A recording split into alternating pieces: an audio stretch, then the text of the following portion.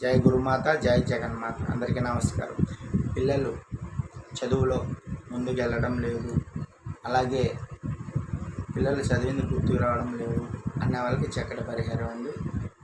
ఏదైనా బుధవారం నాడు 5 వరుసలు పచ్చదారం తీసుకొని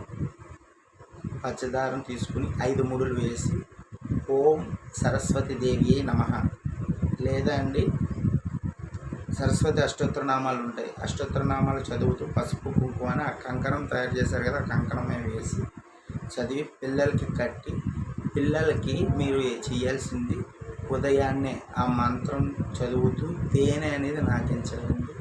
ఓం సరస్వతి దేవియే నమః అని తేనె నాకించాలి, లేదా అమ్మవారు పెట్టిన బెల్లం ముక్క స్కూల్కి వెళ్ళేటప్పుడు నోట్లో వేయాలి.